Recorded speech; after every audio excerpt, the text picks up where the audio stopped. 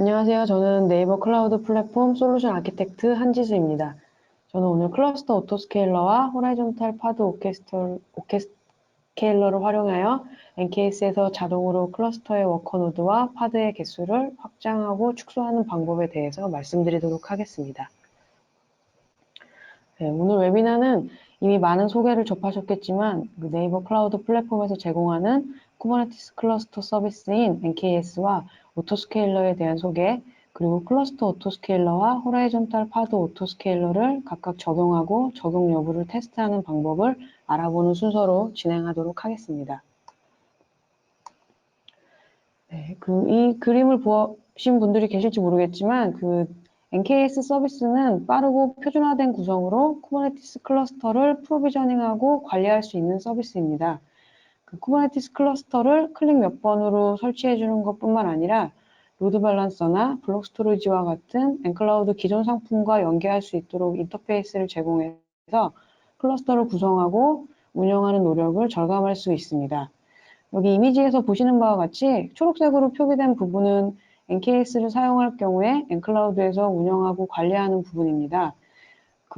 NKS를 배포한 다음에 마스터 노드를 다중화 구성해서 관리하고 쿠버네티스 운영에 필요한 대시보드, 엔클라우드 블록 스토리지를 NKS에서 스토리지 클래스로 사용할 수 있는 인터페이스 모듈, 그리고 엔클라우드의 로드 밸런서와 연계되어 있는 인그레스 엔진엑스 컨트롤러와 같은 서비스를 제공합니다. 그리고 사용자의 설정에 따라 NKS의 워커 노드를 추가하고 삭제할 수 있는 클러스터 오토스케일러도 제공하고 있습니다. 이와 같이 운영 관리에 필요한 많은 부분을 NKS가 커버하고 있기 때문에 사용자는 보라색으로 표기된 파드나 서비스 관리에 집중하실 수 있습니다. 네, 그럼 오늘 알아볼 오토스케일러 중에서 워커노드를 추가하거나 제거해서 클러스터의 가용량을 자동으로 관리하는 클러스터 오토스케일러에 대해서 알아보도록 하겠습니다. 오토스케일러는 사용량이 증가 시 필요 시점에 유연하게 컴퓨터 자원을 확보하고 사용량이 감소하면 불필요한 컴퓨터 리소스를 반납하는 형태로 클라우드를 사용했을 때 누릴 수 있는 장점 중에 하나라고 말씀드릴 수 있습니다. 클러스터 오토스케일러를 이제 CA라고 하는데요. 파드가 생성할 때 요청하는 리소스의 증감을 체크해서 클러스터 오토스케일러에 설정한 최대 워커 노드 내에서 스케일 인아웃을 진행합니다. 지금까지 우리가 경험했던 오토스케일링은 대부분 노드라던가 노드 그룹의 사용량 또는 헬스체크 이벤트를 기준으로 작동했다면 클러스터 오토스케일러는 지금 말씀드릴 두 가지 조건에 만족하는 경우에만 작동하게 됩니다. 첫 번째 조건은 파드가 요청하는 리소스가 워커노드가 수용할 수 없는 만큼이라서 파드가 러닝 상태로 구동되지 못하고 펜딩 상태로 유지되면서 클러스터 오토스케일러에 설정한 최대 노드에 도달하지 않았을 때 스케일 아웃 또는 스케일 인을 진행하게 됩니다. 이 두 가지 조건이 다 만족해야 동작을 하는 거고요. 그리고 스케일 아웃이 일어난 다음에 파드들이 정상적으로 러닝 상태로 변경되면서 펜딩 상태의 파드가 없어지게 되면 클러스터 오토스케일러가 10초마다 사용량이 높지 않은 노드를 확인하고 그 사용량이 높지 않다고 생각한 노드가 10분 동안 계속 사용량이 높지 않은 조건에 해당할 경우에 노드를 클러스터에서 제외하고 스케일 다운을 진행하게 됩니다. 네, 앞서 CA를 통해 클러스터의 가용량을 확보하는 방법에 대해 알아봤습니다.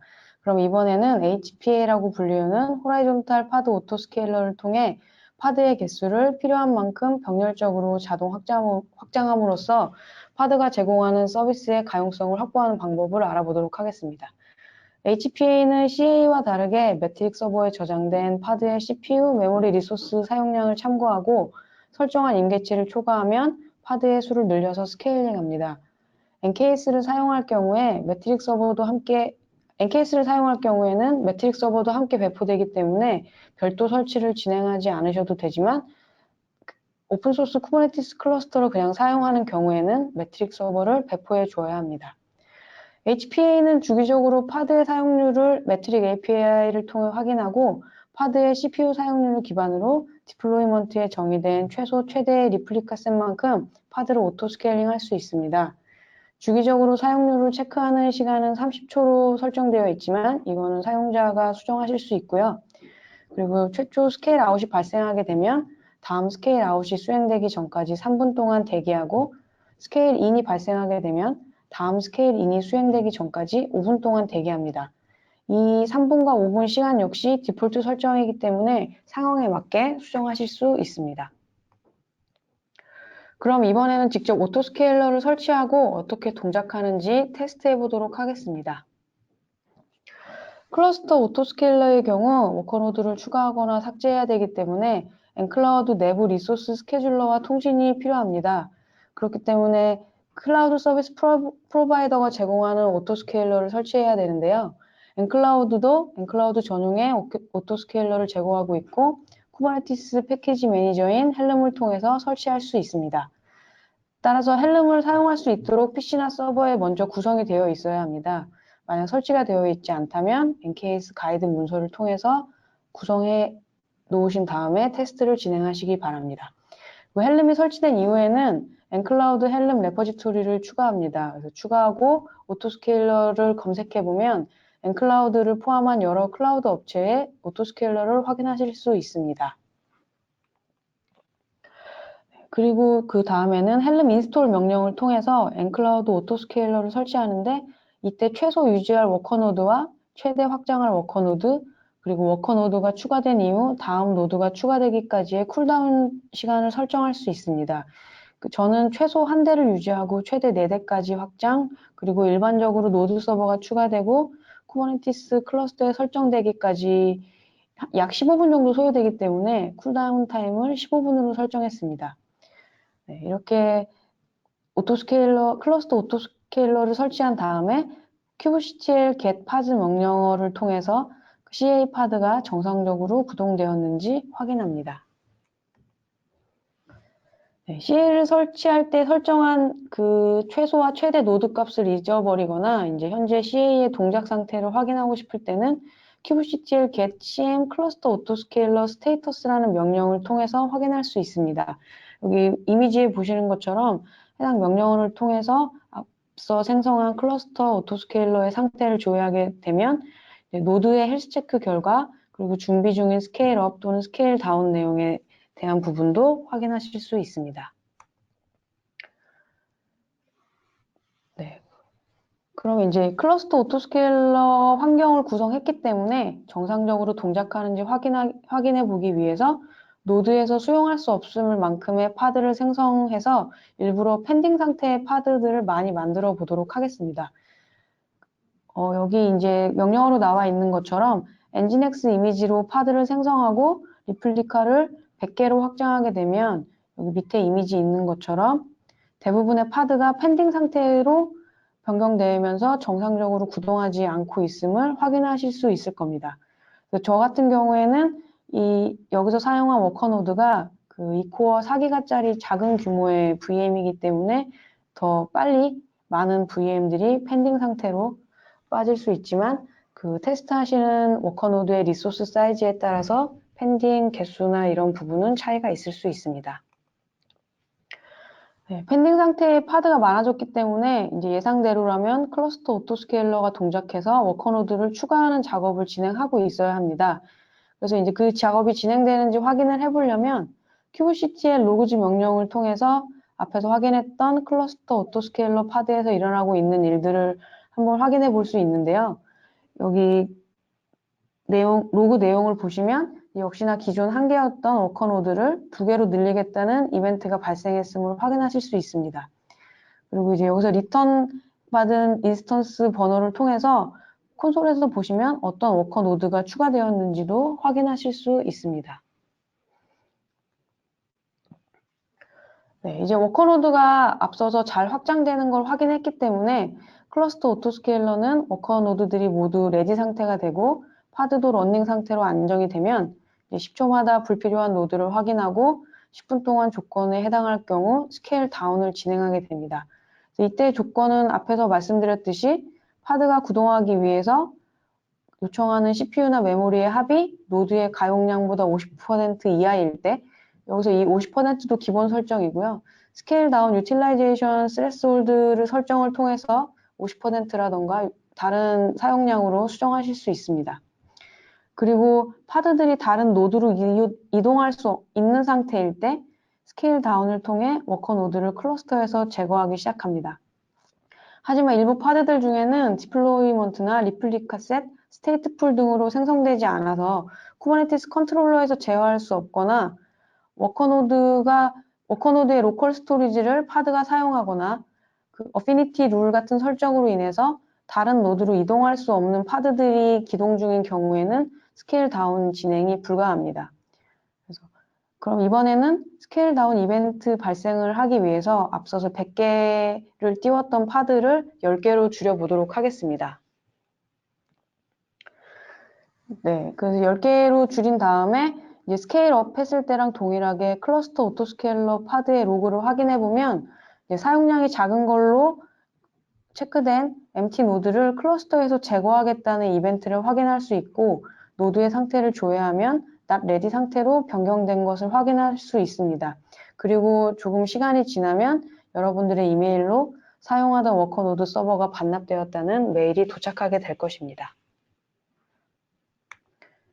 네, 그러면 그 앞서서는 클러스터에서 노드를 오토스케일링하는 방법에 대해서 알아봤고요. 이번에는 파드를 오토스케일링 할 수 있는 HPA를 설정하고 테스트해 보도록 하겠습니다. HPA는 쿠버네티스에서 기본으로 제공하는 오토스케일링 기능이기 때문에 앞에서 설치했던 CA와는 다르게 별다른 설치는 필요하지 않고 바로 kubectl 명령을 통해서 HPA 오브젝트를 생성하고 사용할 수 있습니다.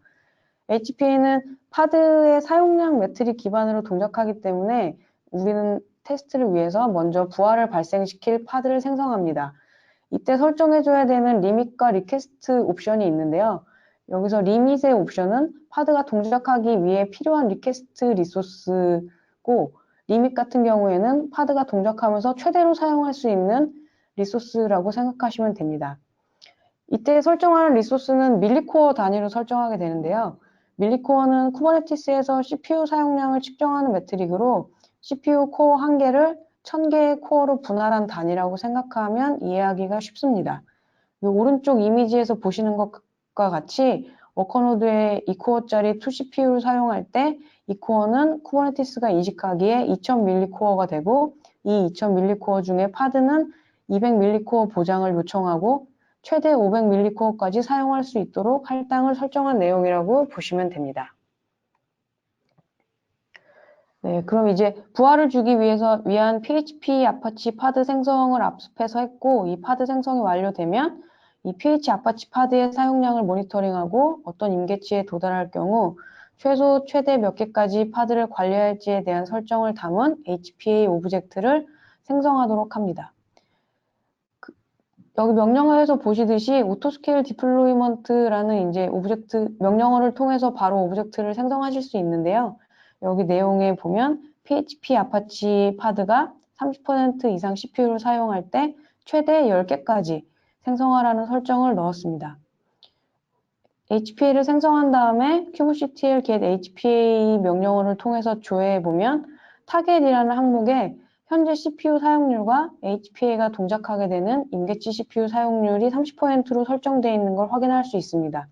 현재는 부하를 주지 않았기 때문에 현재 CPU 사용률은 0%로 보여지는 거고요. 그리고 처음 HPA를 생성하고 바로 그 HPA를 조회하게 되면 현재 CPU 사용량에 대해서 이제 매트릭을 가져오지 못했기 때문에 언노운으로 표시되는 경우가 있는데 이 부분은 시간이 좀 지나면 이제 매트릭 API를 통해서 사용률을 제대로 가져오게 되기 때문에 조금 대기하실 필요가 있습니다. 네, 그럼 이제 그 PHP 아파치 파드에 부하를 발생시켜서 파드의 개수가 자동으로 확장되는지 알아보도록 하겠습니다. 루프문을 통해서 PHP 아파치 서버에 부하를 줄 거고요. 여기서 HPA 상태를 조회해보면 사용률이 타겟에서 사용률을 확인해 보시면 250%까지 상승한 것을 볼 수 있고 맨 처음에 한 개만 생성했던 리플릭 파드를 그 4개까지 증가한 것을 확인하실 수 있습니다. 그리고 두 번째 조회했을 때 파드가 9개까지 증가했을 때는 이제 부하가 어느 정도 분산이 되었기 때문에 250%이던 사용률이 41%로 떨어진 것을 확인하실 수 있습니다. 네, 그럼 이제 HPA도 정상적으로 잘 동작하고 있는지 로그를 한번 확인해 보도록 하겠습니다. 그래서 kubectl describe HPA 명령을 통해서 HPA 상태와 현재 진행되고 있는 이벤트들을 조회하실 수 있는데요. 그래서 여기 내용을 자세히 보시면 이제 현재 집계되고 있는 타겟의 사용률과 어떤 이유로 리플리카 개수가 어떻게 변경되었는지에 대한 내용을 상세하게 확인하실 수 있습니다. 그럼 이제 부하를 주면서 파드가 정상적으로 오토스케일링 되고 있다는 걸 확인했기 때문에 부하를 중지했을 때는 다시 파드의 개수가 줄어드는 스케일 다운이 일어나는지에 대해서 확인해 보도록 하겠습니다. 앞에서 while문을 통해서 이제 부하를 줬던 명령어를 중지하고 HPA 상태를 지켜봅니다. 그래서 이제 좀 시간이 지나고 나면 사용률이 다시 0%로 줄어든 걸 확인할 수 있고 그에 따라 리플리카 개수도 감소했음을 확인하실 수 있습니다. 그 HPA 오토스케일러 같은 경우에는 이 파드 내부에서 동작하다 보니까 이게 뭐 클러스터 오토스케일러를 통해서 노드가 생성됐다라는 이메일이 온다거나 아니면 콘솔에서 노드의 개수가 늘어난 것을 확인할 수 없기 때문에 파드의 오토스케일링 인아웃의 이벤트를 그 실시간으로 확인하기 위해서는 그 네이버 클라우드 플랫폼에서 제공하는 CLA와 같은 로그 모니터링을 통해 이벤트를 확인할 수 있도록 구성해 두는 것을 권장합니다.